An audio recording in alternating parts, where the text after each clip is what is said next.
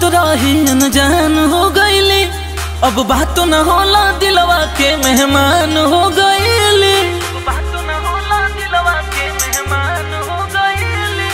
जान जान कहत रही अनजान हो गईली, अब बात न होला दिलवा के मेहमान हो गईली। लागता कि किसवा खोरनी जरा के दागल बा, ई दिल साला पागल बा। जे मिल ना पाई ओकरे से लागल बा, ई दिल साला पागल बा। जे मिल ना पाई ओकरे से लागल बा, ई दिल साला पागल बा, पागल बा।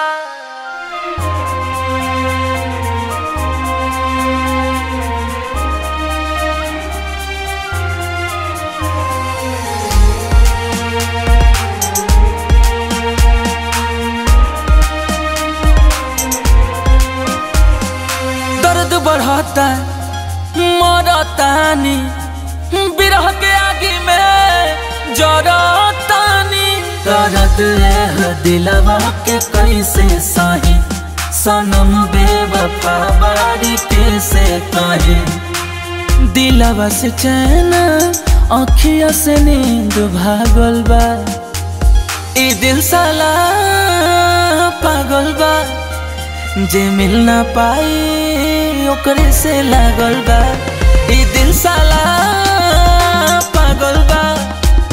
जे मिल ना पाई ओकरे से लागल बा, ई दिल साला पागल बा, पागल बा।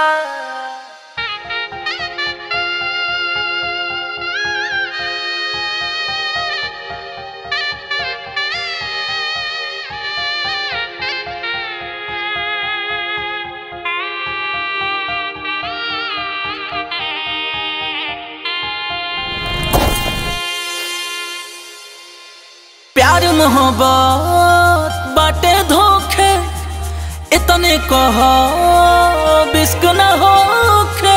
जे तोहरा के पहले दीवाना करी, उहे सोनू आंसू बेगाना करी।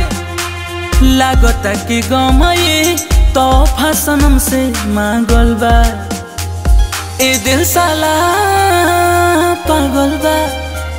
जे मिल ना पाई ओकरे से लागल बा, ई दिल साला पागल बा। जे मिल ना पाई ओकरे से लागल बा, ई दिल साला